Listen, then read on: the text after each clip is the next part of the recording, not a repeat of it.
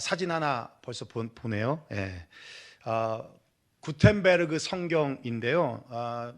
저도 예일 대학 그 도서관에 가서 사본을 봤는데 굉장히 그 포스가 있습니다. 예. 구텐베르크 성경은 인류 문명사에 아주 큰 획을 그은 대사건이기도 한데, 당시 인쇄 기술이 없던 때에는 성경 한 권을 필사하려면 최소 2년에서 최장 10년이 걸렸어요. 그러다 보니까 성경은 일부 사제에게만 소요될 수 있는 아주 희귀한 책이었습니다. 그런 상황에서 이 구텐베르크가 발명한 인쇄 기술은 출판의 시대를 열었고, 성경을 보다 쉽게 제작하고 그리고 일반 서민들에게도 보급될 수 있었다라는 거예요. 급기야는 사제단들이 멋대로 성경을 인용하고 해석하는 이 악행에 대한 단죄로 종교개혁까지 일어나게 했던 그 전환점이 바로 이 인쇄 기술의 발명이었다라는 것입니다. 이후 책을 매개로 한 지식 생산과 유통이 폭발적으로 늘어나기 시작했어요. 구텐베르크의 기술이, 인쇄력이 지식 전파에 있어서 1차 혁명이라면 2차 혁명은 SNS, 스마트폰, 인터넷을 포함한 IT 기술이라 할 수 있습니다. IT 기술은 우리가 지금 잘 느끼고 있겠지만 지식 전파의 속도뿐만 아니라 지식에 접근 가능한 인구수도 아주 폭발적으로 증가시켰어요. 전 구글의 최고 경영자였던 에릭 슈미트가 한 컨퍼런스에서 이런 말을 해요. 인류 문명 이후 지금까지 축적된 이 정보의 양을 지금은 2시간이면 충분하다라고 얘기를 합니다. 무슨 말이냐면 엄청난 양의 지식과 정보들이 생산되어지고 있고 그리고 지금 축적되어지고 있다라는 얘기예요. 그리고 지금은 지식 전파에 있어서 AI, 인공지능이 이끄는 3차 혁명 시대로 접어들고 있습니다. 두말할 것도 없이 AI, 인공지능에 의한 변화는 인류 문명을 이전과 전혀 다른 시대로 만들어낼 것이다 라고 전문가들이 예측하고 있어요. 그러는데 하버드의 사회생물학자인 에드워드 윌슨이 이런 말을 해요. 우린 넘쳐나는 지식 홍수 속에 살고 있지만 지혜에 굶주려 있다. 앞으로 세계는 적절한 정보를 적시에 사용할 능력을 지닌 사람들이 지배할 것이다. 네, 그렇습니다.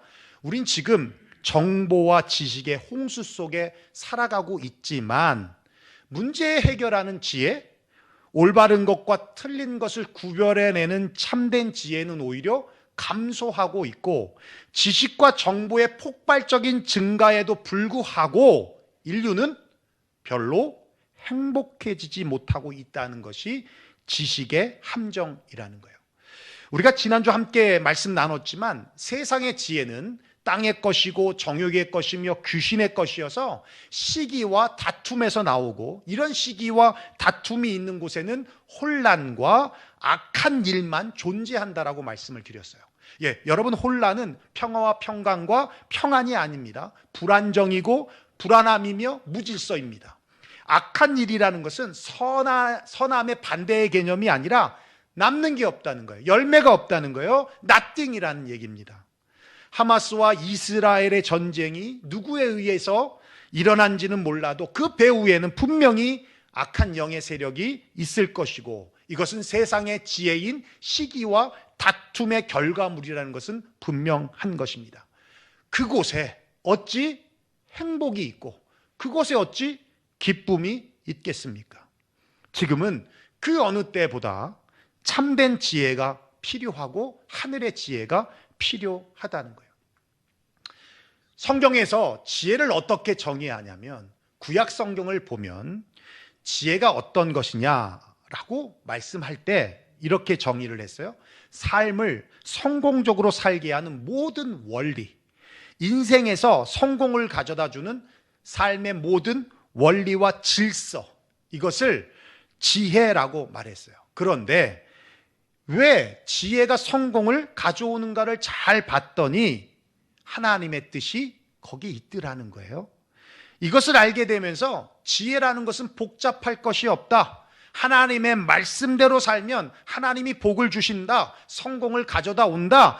그러므로 여호와를 경외하는 것이 지혜의 근본이다.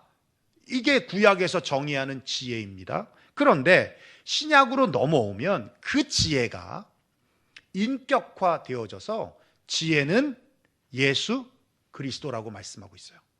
예수 그리스도가 바로 지혜라고 정의하고 있다는 거예요. 우리 고린도전서 1장 24절 한번 읽어볼까요? 시작.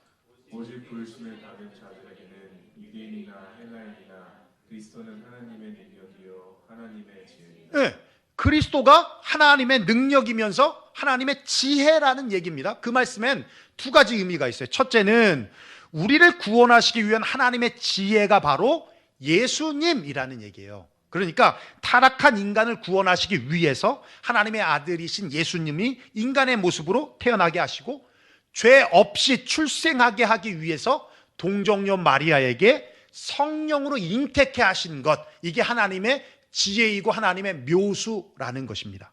둘째는 이런 의미예요. 우리의 삶에 필요한 모든 지혜가 다 어디 안에 있다? 예수 그리스도 안에 있다는 얘기입니다.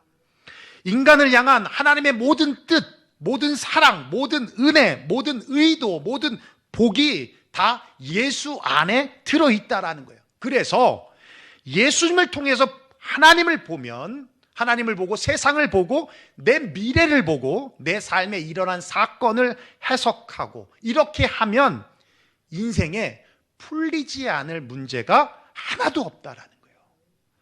여기서 아주 중요한 질문이 있죠. 예수님이시라면 어떻게 하셨을까?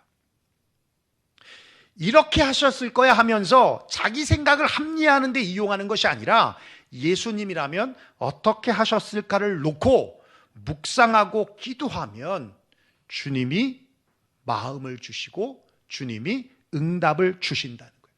지금 나에게 오는 시험, 지금 나에게 닥친 고난이 어떤 의미인지, 또 어떻게 이것을 풀어야 할지, 또 내가 가야 할 방향과 길이 어디인지를 알려주신다라는 거예요. 그래서 야고보서 1장 5절에 말씀하고 있어요. 우리 한번 나눴죠? 같이 읽어보겠습니다. 시작. 너희 중에 누구든지 지혜가 부족하거든 모든 사람에게 후히 주시고 꾸짖지 아니하시는 하나님께 구하라. 그리하면 주시리라. 예, 여러분, 하늘의 지혜, 위로부터 오는 지혜, 그것은 하나님으로부터 나온다는 것입니다. 그러기에 하나님께 구해야 한다는 거예요. 구하면 주신다. 여러분 믿습니까? 구하면 주신다. 여러분들이 잘 아시는 솔로몬은 기브온 산당에서 1천 번제를 드린 후에 꿈에 하나님이 나타나셔서 이렇게 말씀하세요. 내가 내게 무엇하여 줄꼬? 너는 구하라. 백지수표를 주신 거예요. 무엇이든 whatever, 무엇이든 구하면 내가 주시겠다라는 겁니다. 부와 영광과 장수를 구하지 않고 솔로몬은 오직 백성들을 위하여 선악을 분별하는 지혜를 구했습니다. 그러자 주님이 그의 구함에 감동을 받으셨어요. 그리고는 이렇게 말씀하십니다. 내가 내 말대로 하여 내게 지혜롭고 총명한 마음을 주노니 내 앞에서도 너와 같은 자가 없거니와 내 뒤에도 너와 같은 자가 일어남이 없으리라. 내가 또 내게 구하지 아니한 부와 영광도 내게 주리니 내 평생에 왕들 중에 너와 같은 자가 없을 것이라. 정말 말씀대로 솔로몬은 지혜의 요즘 말로 레전드가 되었어요. 그리고 지혜뿐만 아니라 부와 영광에도 레전드가 되었습니다. 여러분 그렇습니다. 지혜뿐만 아니라 모든 부와 영광도 하나님으로부터 오는 거예요. 그러므로 하나님의 지혜를 얻길 원하신다면 사람에게 후히 주시고 꾸짖지 아니하시는 하나님께 구하십시오. 그러면 주실 줄로 믿습니다. 여러분 하늘의 지혜가 뭐라고요? 일부보다 낫네. 예수님이라고. 예수님을 구하십시오. 그 말씀은 날마다 예수님을 생각하고 묵상하고 예수님이라면 어떻게 하셨을까를 말씀에 비추어 보면 하나님의 마음이 보이고 하나님의 뜻이 보이며 인생에 풀리지 않는 답이 보이게 된다라는 겁니다. 그러면 하늘의 지혜는 결코 땅의 지혜와 같이 시기와 다툼이 아니에요. 하늘의 지혜는 온유함입니다. 13절이에요. 우리 한번 읽어볼까요? 시작. 너희 중에 지혜와 총명이 있는 자가 누구냐? 그는 선행으로 말미암아 지혜의 온유함으로 그 행함을 보이시리라. 예. 여기서 말씀하는 온유라는 이 단어는 국어사전에서 정의하는 따뜻함이나 부드러움 혹은 온화함이나 부드러움을 의미하는 게 아니에요. 누군가에게 혹은 무엇인가에게 잘 길들여졌다라고 하는 뜻입니다. 가령 어떤 사람이 고열로 시달리고 있어요. 근데 의사가 와서 약을 줘서 약을 먹고 열이 내려졌어요. 정상인 온도로 내려갔어요. 그걸 길들여졌다, 온유해졌다, 달래졌다라고 하는 거예요. 또 맹렬하게 행동하는 야생마가 조련사에 의해서 순하게 훈련되어 조련사가 시키는 대로 밭도 갈고 수레도 끌고 주인이 타기도 하고 이렇게 길들여졌을 때 온유해졌다라고 하는 겁니다. 우리 교회에서는 누가 대표적으로 온유하죠? 그렇죠. 김균육이죠. 예, 우리 김균육 집사님은 온유합니다. 혜인 집사님한테 잘 길들여졌어요. 결혼하고 지금까지 단 한 번도 화를 낸 적이 없습니다. 그렇죠? 단 한 번도 화를 낸 적이 없어요. 근데 제가 봐도 그 말이 사실인 것 같아요. 단 한 번도 화를 낸 것 같지가 않아요. 이게 온유함이에요. 잘 길들여진 거. 어디까지 했니? 온유함은 하나님 앞에서 잘 길들여짐을 의미하는, 그래서 이사야 선지자가 주님 내가 여기 있사오니 나를 보내소서라고 말씀하신 것 같이 주님이 명령하신, 스탠바이 되어 있어서 명령하시면 즉각적으로 나아가는 사람을 온유한 자라고 표현하고 있는 것입니다. 하나님의 지혜이신 예수님은 온유 그 자체세요. 우리 성경 한번 읽어볼까요? 시작. 수고하고 무거운 짐진 자들아 다 내게로 오라. 나는 마음이 온유하고 겸손하니 나의 명예를 메고 내게 배우라. 그러면 너희 마음이 쉼을 얻으리니. 예수님은 무시와 푸대접과 경멸과 능욕을 당하셨지만 모든 일을 온유로 대처하셨습니다. 물론 예수님께서 화를 내신 적도 있습니다만 그렇게 화내신 것은 예수님 자신이 모독을 당했기 때문에, 멸시를 당했기 때문에 화내신 것이 아니에요. 하나님의 영광이 가려지고 진리가 도전받고 하나님의 백성들이 유린되는 것을 보면서 거룩한 분노를 내셨던 것입니다. 예수님 자신은 언제나 늘 온유하셨습니다. 그러하셨기에 십자가에 죽기까지 순종하셨던 거예요. 그 말은 예수님은 하나님께 잘 길들여졌기 때문에 십자가에 죽기까지 순종하셨던 것입니다. 사랑하는 성도 여러분, 지혜에는 온유함이 있습니다. 예수님이라면 어떻게 하셨을까라는 물음은 분명히 중요합니다. 그 물음이 내 생각과 다른 응답이 들린다 하더라도 그 응답에 순종함이 온유함이고, 그렇게 온유함으로 순종할 때 하나님의 지혜가 내 삶에서 완성되어진다라는 거예요. 북한 선교를 중점으로 하고 있는 모퉁이돌 선교회가 있는데요. 이 선교회를 세우신 분이 이상 목사님이세요. 이분은 정말 찐입니다. 찐으로 북한을 사랑하시는 분이고 북한 선교에 목숨을 거신 분이기도 한데, 한 번은 미국에 잠시 체류하고 있을 때 중국과 북한 국경에서 사역하고 있는 선교사님한테 전화가 왔어요. 북한 성도들이 탈출을 하려고 하는데 도와달라고 하는 그런 전화였습니다. 그 전화를 받고 한 걸음에 도움을 요청한 분들을 만나기 위해서 북한과 중국의 국경 지역으로 갔습니다. 갔더니 어르신 네 분이 나오셨어요. 그 중에 한 분은 나이가 79세 된 노인이셨습니다.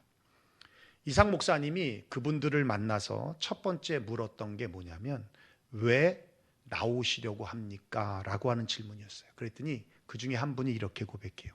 찬송을 한번 마음껏 하고 싶다는 거였어요. 그 얘기를 듣는 순간 더 이상 질문이 필요 없었습니다. 더 이상 이야기할 게 없었어요. 그래서 알겠습니다. 제가 도와드리겠습니다. 언제 나오시겠습니까? 라고 여쭤봤더니 빠르면 빠를수록 좋다. 지금 65명이 준비하고 있는데 늦으면 어쩌면 수용소에 끌려갈 수도 있다. 빨리 구출해 달라라고 말씀을 하셨습니다. 그래서 이상 목사님이 알겠다. 제가 도와드리겠다.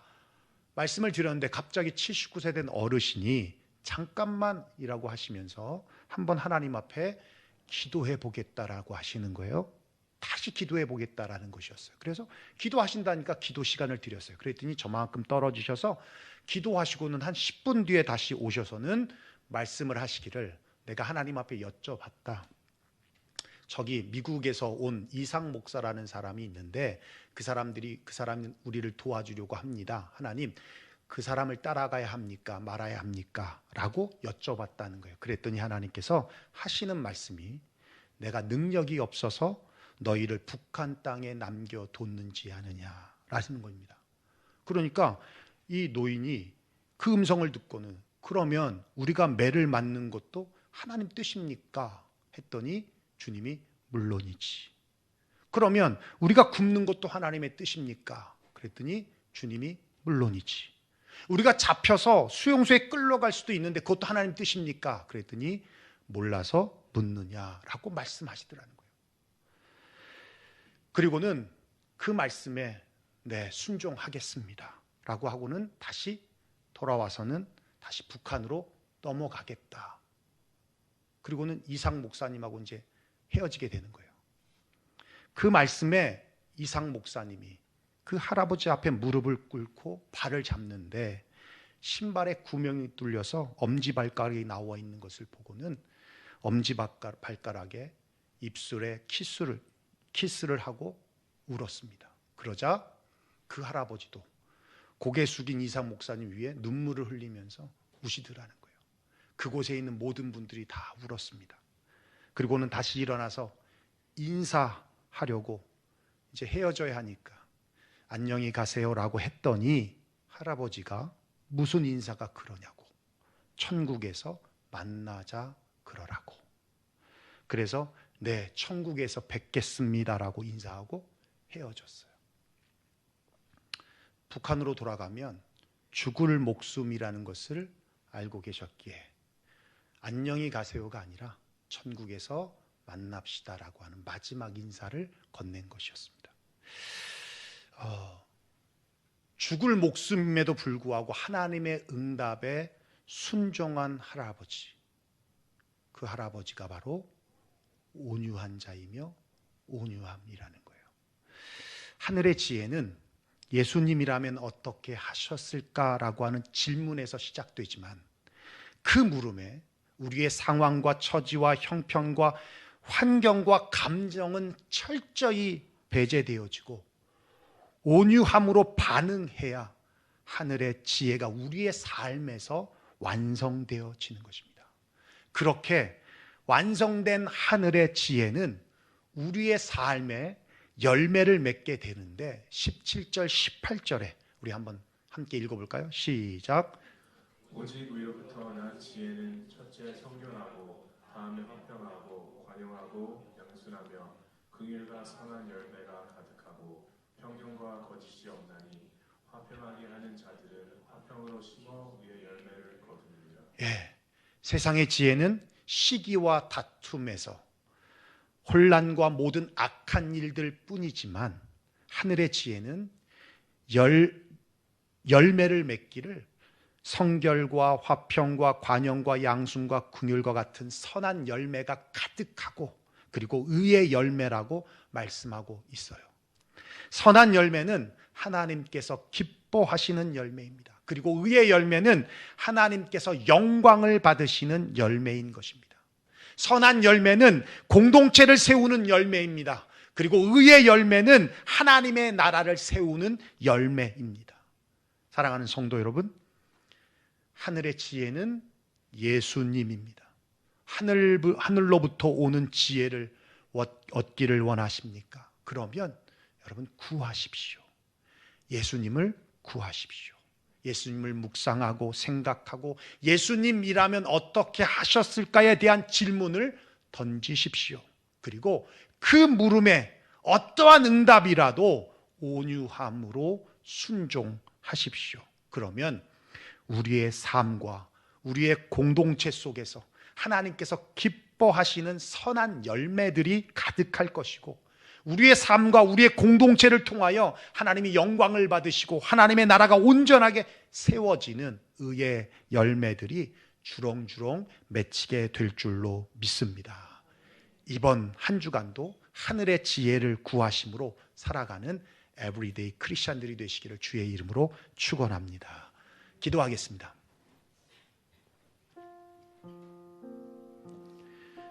오늘 말씀 들은 대로 우리 함께 기도했으면 좋겠습니다.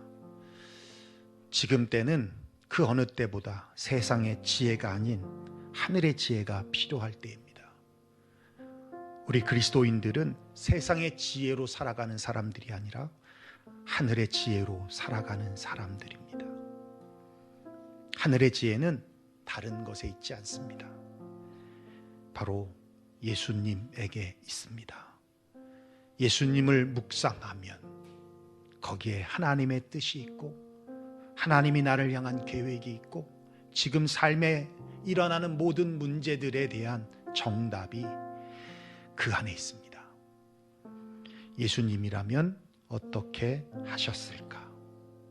이 질문 앞에 하나님이 어떠한 응답을 우리에게 주신다 할지라도 79세 먹은 그 노인이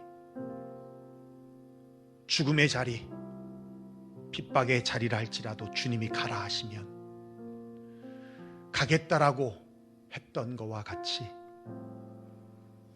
온유함으로 그것을 받으면, 그러면 지금 당장은 손해 같고 고통인 것 같고 마음으로 상처인 것 같고 괴로움인 것 같지만 반드시 선한 열매가 가득하고 의의 열매가 주렁주렁 맺히게 될 것입니다.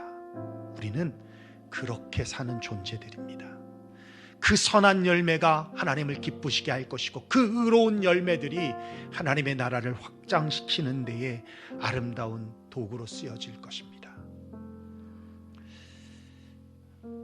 이번 한 주간 하나님의 지혜, 하늘로부터 오는 지혜로 살겠다라고 이 시간 결단했으면 좋겠고, 이번 한 주간 예수님이라면 어떻게 하셨을까라는 이 질문 속에 주님의 음성을 듣고 나아가는 복된 한 주간의 삶을 살겠다라고 이 시간 결단하며 하나님 앞에 기도하며 나아갔으면 좋겠습니다. 함께 기도하며 나아가겠습니다. 고마우신 우리 아버지 하나님, 감사와 영광을 하나님 앞에 올려드립니다.